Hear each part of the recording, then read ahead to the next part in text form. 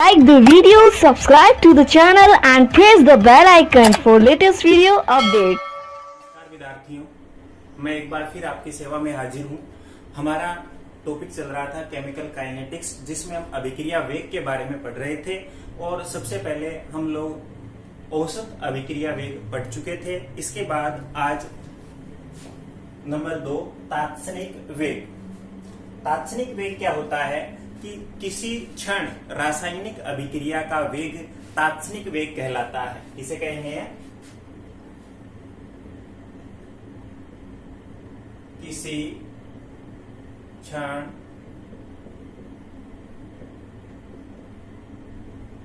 रासायनिक अभिक्रिया का वेग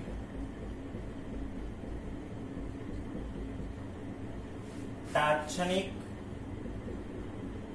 वेग कहलाता है। किसे कहेंगे? किसी क्षण रासायनिक अभिक्रिया का जो वेग होता है उसी को हम लोग क्या कहते हैं? तात्क्षणिक वेग। और इसे ज्ञात कैसे करेंगे? कैसे? इसे किसी लघु समय अंतराल, किसी लघु समय अंतराल dt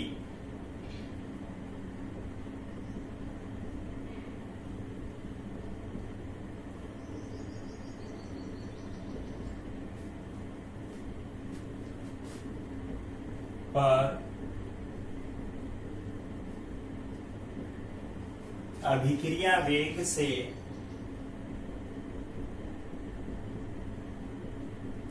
ज्ञात कर सकते हैं। कैसे? किसी लघु समय अंतराल dt। लघु समय अंतराल dt क्या है कि जब डेल t क्या था? t2 माइनस t1, यानी समय में जो हो रहा है परिवर्तन, समय में अंतर, प्रारंभिक अंतिम और प्रारंभिक समय का अंतर। तो डेल t का मान क्या हो? लगभग शून्य के क्या हो? करीब हो, लगभग 0 के नजदीक हो। उस समय अंतराल को अपन dt से करें। उस समय अंतराल, उस लघु समय अंतराल dt पर अभिक्रिया का जो वेग होगा उसी से हम तात्क्षणिक वेग ज्ञात कर सकते हैं।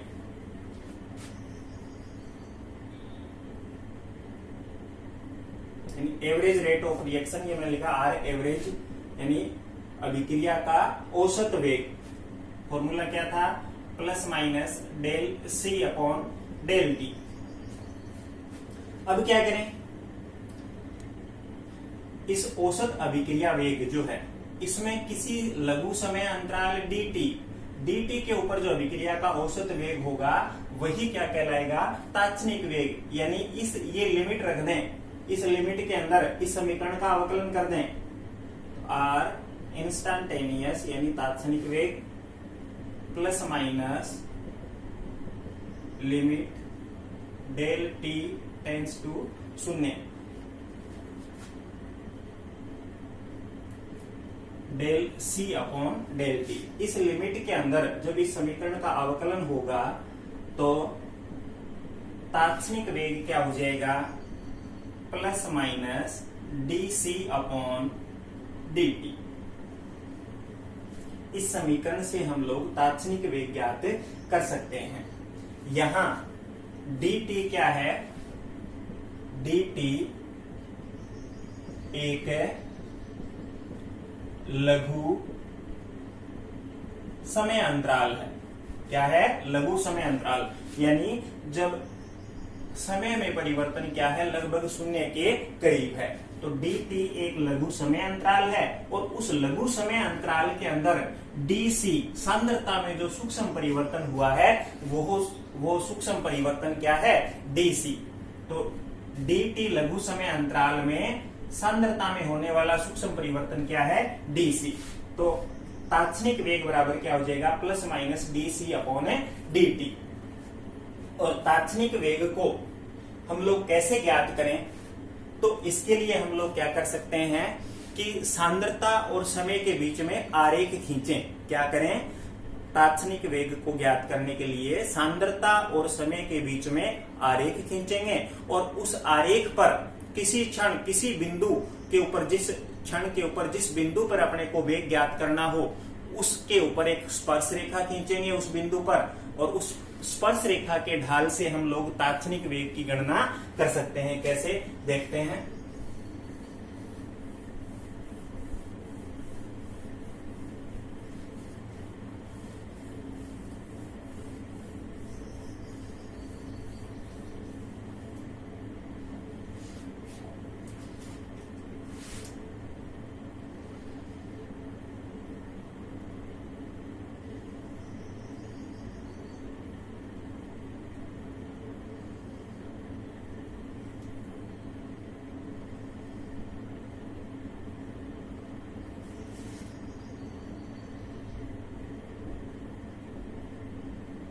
सबसे पहले अभिकारक के लिए ले रहे हैं, तो अभिकारक की सांद्रता और समय के बीच में आरेख खींचते हैं। इस तरह का आरेख आएगा। अब हमें किसी बिंदु P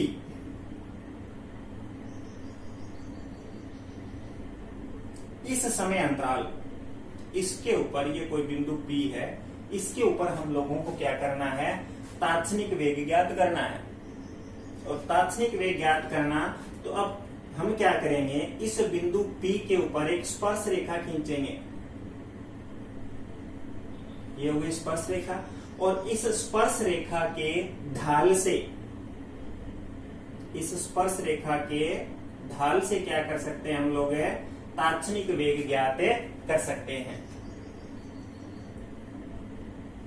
प्रोडक्ट की सांद्रता है, तो इस रेखा के ढाल से ज्ञात करेंगे, तो ये तो किसका मान हो गया, प्रोडक्ट की सांद्रता, और ये क्या हो गया, इतना समय में परिवर्तन। तो यहां से हम लोग तात्क्षणिक वेग ज्ञात कर सकते हैं माइनस dp/dt।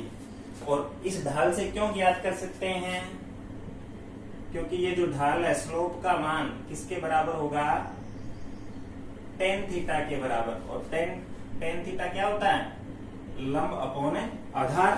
तो ये तो लंब रहा और ये आधार, तो dp/dt। तो इस तरह से अभिकारक की सांद्रता और समय के बीच में आरेख खींचा, तो अभिकारक के लिए हम लोग तात्क्षणिक वेग है वो आसानी से ज्ञात कर सकते हैं। इसके बाद यदि यही हम लोगों को किसके लिए ज्ञात करना हो, उत्पाद के लिए ज्ञात करना हो तात्क्षणिक वेग, तो इसी तरह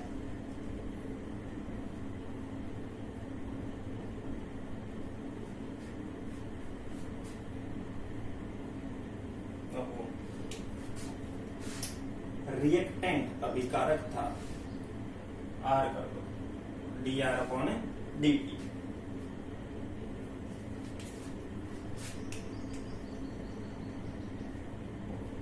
उत्पाद की सांद्रता और समय के बीच में आरेख खींच रहे हैं, इस तरह का आरेख आएगा। उसी तरह मान लो किसी बिंदु P के ऊपर ये कोई बिंदु लिया, इस बिंदु के ऊपर हमको तात्क्षणिक वेग ज्ञात करना है, तो क्या करेंगे, इस बिंदु के ऊपर एक स्पर्श रेखा खींचेंगे और उस स्पर्श रेखा के ढाल से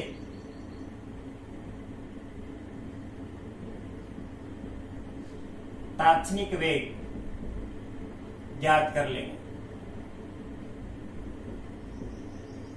ये तो उत्पाद की सांद्रता में होने वाला सूक्ष्म परिवर्तन और ये समय में होने वाला सूक्ष्म परिवर्तन। तो इस प्रकार से सांद्रता और समय के बीच में हम लोग आरेख खींच लें, तो उस आरेख से क्या कर सकते हैं, आसानी से तात्क्षणिक वेग की गणना की जा सकती है। इस तरह के आरेख हैं हमको प्राप्त होंगे, और उस बिंदु की, जिस बिंदु के ऊपर हमको, जैसे अभिकारक की सांद्रता और समय के बीच में आरेख खींचा, तो इस बिंदु P के ऊपर तात्क्षणिक वेग ज्ञात करना था, तो क्या किया, सांद्रता और समय के बीच में आरेख में इस बिंदु P के ऊपर एक स्पर्श रेखा खींची, और इस स्पर्श रेखा के ढाल से हम लोगों ने तात्क्षणिक वेग है वो ज्ञात कर लिया।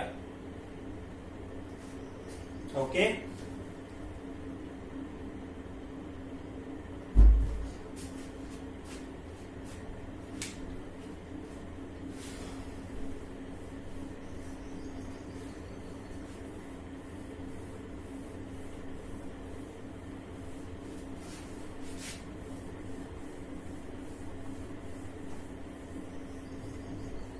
इसके बाद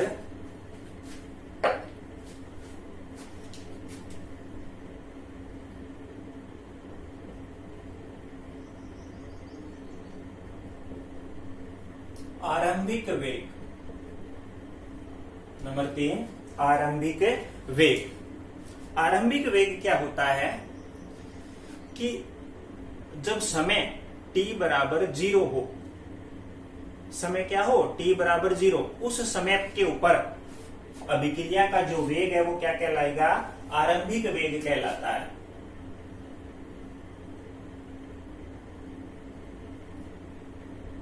यदि क्या करें हम लोग सांद्रता और समय के बीच में आरेख खींचे, इस तरह का आरेख आएगा।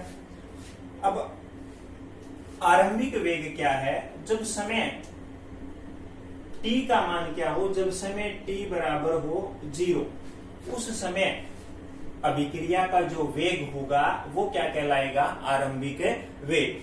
तो ज्ञात कैसे करेंगे कि सांद्रता और समय के बीच में आरेख खींचा, तो t बराबर 0, t बराबर 0 समय यहां है, इस t बराबर 0 समय के ऊपर क्या खींचेंगे, एक स्पर्श रेखा खींचेंगे और इस स्पर्श रेखा के ढाल से आरंभिक वेग ज्ञात किया जाता है। आरंभिक वेग कोई विशेष नहीं है, अपने तो मुख्य क्या है, औसत वेग और तात्क्षणिक वेग। तो आरंभिक वेग जब समय t बराबर 0 हो, उसके ऊपर अभिक्रिया का जो वेग है वो क्या कहलाएगा, आरंभिक वेग कहलाता है। इसके बाद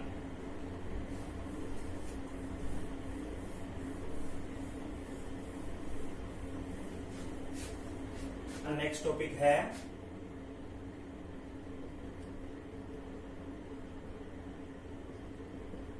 अभिक्रिया वेग एवं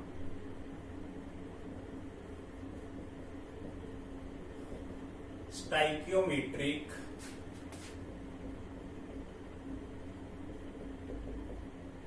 संबंध।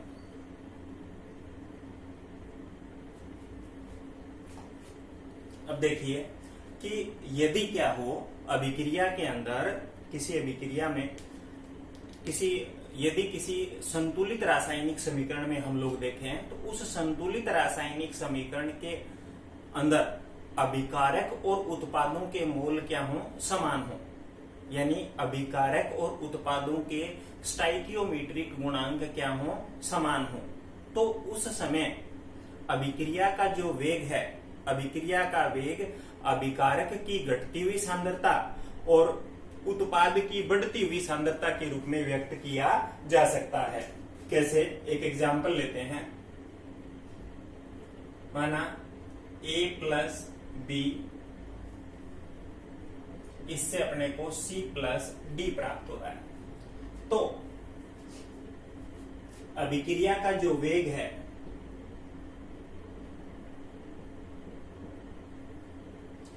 अभिकारक के मोल जितने समय में एक मोल विलुप्त होगा उतने ही समय उत्पाद का एक मोल बनना है, यानी minus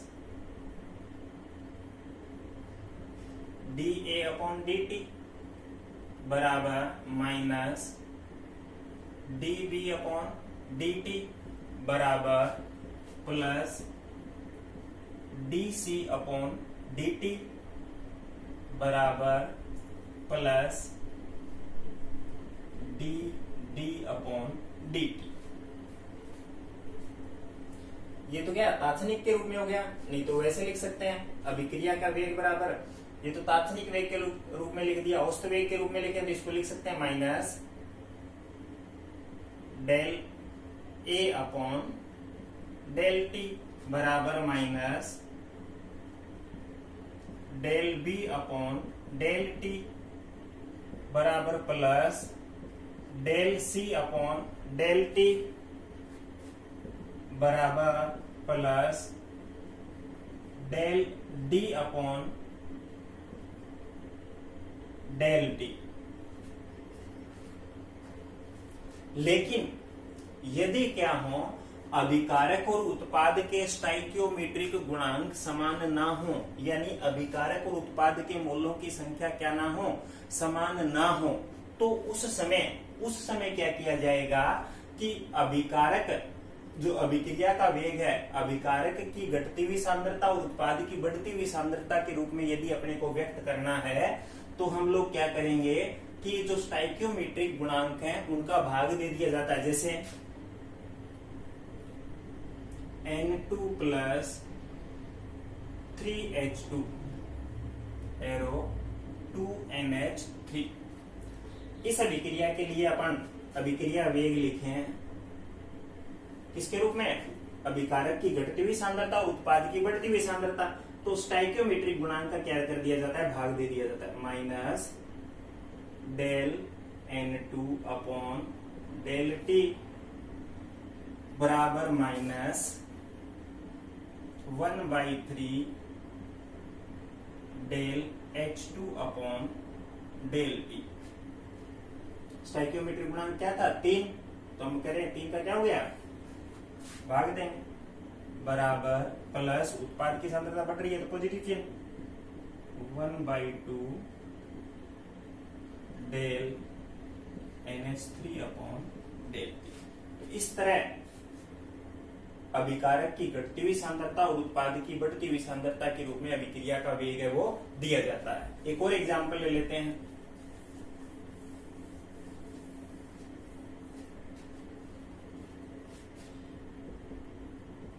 H2 plus Cl2 2HCl। इस अभिक्रिया के लिए वेग लिखें। अभिक्रिया वेग बराबर क्या होगा? माइनस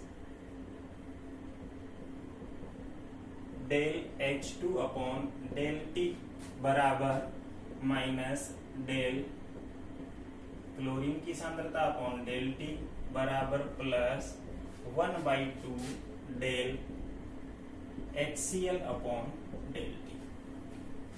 तो इस प्रकार से हम स्टाइकियोमेट्रिक गुणांक का भाग देकर अभिकारक की सांद्रता तो घटती हुई अभिकारक की सांद्रता घटती हुई और उत्पाद की बढ़ती हुई सांद्रता के रूप में अभिक्रिया का वेग है वो हम लोग दे सकते हैं। नेक्स्ट टॉपिक देखते हैं इसके बाद।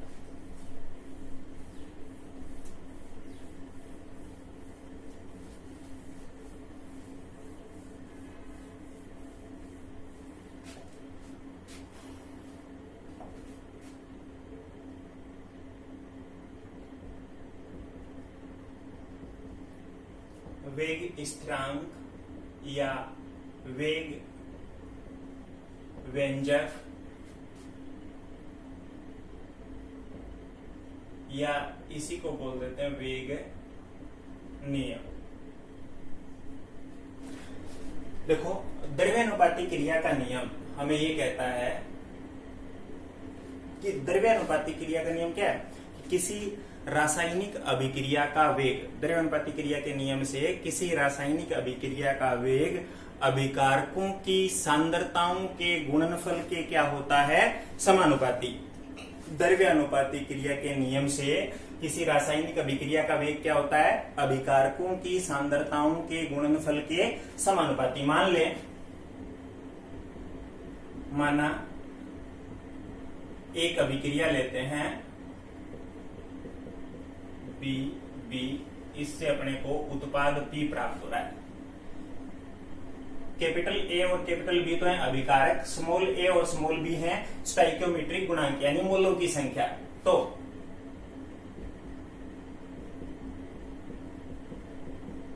द्रव्यानुपाती क्रिया के नियम से अभिक्रिया का वेग क्या होगा? अभिकारकों की सांद्रताओं के समानुपाती होगा। तो वेग बराबर के a की पावर x और b की पावर y। समीकरण नंबर 1। यहाँ k क्या है? वेग नियतांक। k को क्या बोलेंगे? वेग नियतांक या वेग स्थिरांक या वेग व्यंजक। और सांद्रता पदों के घातांक जो हैं x और y, इनके मान जो हैं ये प्रयोगों से निर्धारित किए जाते हैं। सांद्रता पदों घातांक के जो मान हैं इनके मान कहां से आते हैं? प्रायोगिक मान है, ये प्रयोगों से निर्धारित किए जाते हैं। तो x और y के मान जो स्टोइकियोमेट्रिक गुणांक a और b है, इसके बराबर x और y के मान a और b के बराबर हो भी सकते हैं और नहीं भी। नहीं क्यों? क्योंकि ये प्रायोगिक मान है, प्रयोगों से निर्धारित किए जाते हैं, इसलिए इनके बराबर हो भी सकते हैं और नहीं भी। अब अवकलित वेग समीकरण के रूप में लिखें तो माइनस dr अपॉन dt बराबर के a की पावर x b की पावर y। समीकरण नंबर 2। यहां पर समीकरण 1 और 2 जो हैं, इन समीकरण 1 और 2 को वेग नियम या वेग व्यंजक कहते हैं। समीकरण 1 और समीकरण 2 को क्या बोलेंगे? वेग नियम या वेग व्यंजक। और के क्या है? समानुपाती नियतांक, जिसको क्या बोल रहे हैं हम लोग? वेग नियतांक या वेग स्थिरांक। यदि क्या हो, समस्त अभिकारक जो हैं उनकी सांद्रता क्या हो? इकाई हो। यदि अभिकारकों की सांद्रता क्या हो? इकाई हो, यानी ए की सांद्रता भी 1 मोल पर लीटर है और बी की सांद्रता भी 1 मोल पर लीटर है। तो समीकरण 2 से माइनस dr अपॉन dt बराबर क्या आ जाएगा? के, या लिख सकते हैं वेग बराबर के। इससे अपने पास वेग स्थिरांक की परिभाषा आ जाएगी, वेग नियतांक की परिभाषा आ जाएगी कि वेग नियतांक या वेग स्थिरांक वह अभिक्रिया वेग होता है जब समस्त अभिकारकों की सांद्रता क्या हो? इकाई हो। किसे कहेंगे? यहां लिख देता हूं,